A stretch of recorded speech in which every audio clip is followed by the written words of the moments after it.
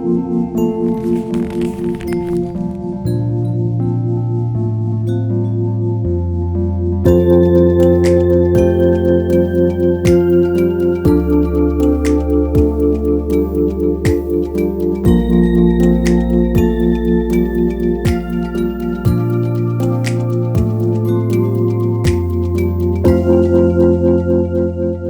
сайн байцгаана уу. Өнөөдөр бүгдээрээ олон удаа тооны машин ашиглан матрц түүн дээр хөлтлүүдийг гүйцэтгэе. За ингээд нэгдүгээр бодлого матрцын хоёр матрцын нэмэх хөлтөл мөн үрч хөлтлийг хэрхэн гүйцэтгэх вэ гэдгийг тооны машин дээр хий. За тооны машин он товчийг дараад тасаая. Матрц горомд руугаа шилжүүлэхийн тулд мод товч дээр дарлаа. За бид нарт энд ямар горомд ажиллах вэ гэдгийг сонгож өгдөг. 6 товчлуурыг дарахаар матрц горомд руугаа шилжинэ. За ингээд А, Б, С гэсэн матрицуудыг эхэлж бид нар оруулж өгөх юм аа. За нэгдүгээр матрц буюу А матрицыг оруулъя. Матрицын маань хэмжээс нь 2-ыг үржих 2 байгаа. Тэгвэл бид нарт 5 гэсэн товчлуурыг дарах нэ. За матрицын элементийг мөр дагуйд оруулж өгдөг. За нэгдүгээр мөрийн нэгдүгээр багны элементийг оруулъя. Хасах 2. За тэнцүү тавьж өгснээр утгыг олгож өгч байгаа. За нэгдүгээр мөрийн 2 дугаар багны элемент маань 7 юм байна. Одоо 2 дугаар мөрийн 1-р багны элементээ оруулна. За ингээд 2 дугаар мөрийн 2 дугаар багны элементээ оруулаад А матриц маань бэлэн болжээ.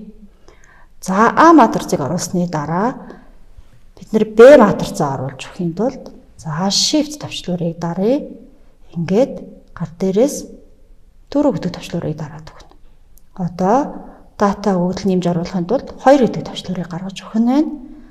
А матрицыг оруулчихсан. Б матрицыг оруулахын тулд 2 товчлуурыг даръя. Б матрицын маань хэмжээс нь мөн 2-ыг үржих 2 байж байгаа учраас 5-ыг сонгож өгөх нь. За А матрицын элементийг оруулсантайгаа адилханаар Б матрицын элементүүдийг оруулъя. 5 хасах 5 3 4. За ингээд матрицуудаа оруулсан. Одоо үйлдэлээ гүйцэтгэхийн тулд за AC товчлуурыг дараад за одоо үйлдэл гүйцэтгэх горомдоо оруулахын тулд shift даръя. Матрицаа даръя. Нэгдүгээр матрицаа сонгож өглөө. Тэр маань А матриц. Үйлдэлээ оруулаа. Нэмэх. За мөн А матрицыг дуудсантайгаа адилхан Б матрицаа оруулж өгнө. Энд тулд shift 4. За Б матриц маань 4 дээр оногдсон байна. За ингээд тэнцвэрийн тэмдэг тарснаар бидний нийлбэр матриц олдох нэ. За 1-ийн 1 дээр 3, 1-ийн 2 нь 2, 2-ийн 2 маань 9 гэх мэтчлэн элементүүд маань харагдчихэв. За үүний дараа 2 матрицынхаа үрч хөлтлийг гүйцэтгэе. Тэгэхээр матрицуудаа хадгалчихсан учраас санахаагаас дуудаад ашиглахад болох нэ. За AC-г дараад дэлгэцээ шилжүүллээ.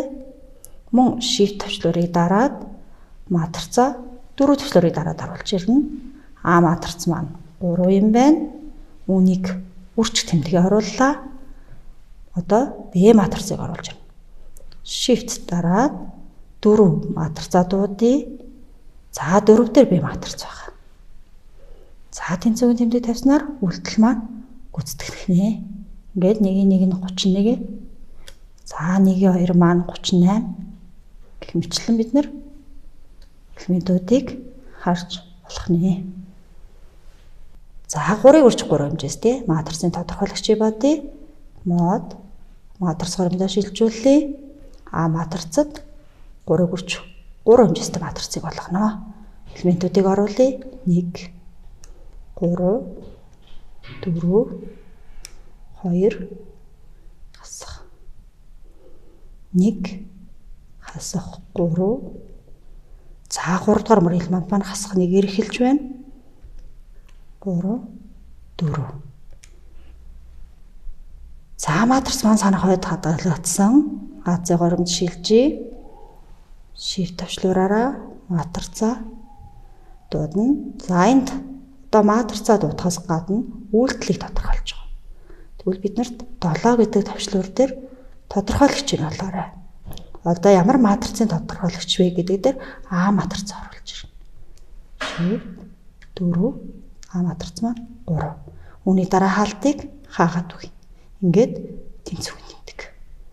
Ингээд матрицын утга маань 26 гэсэн тоо гарч ирж байна.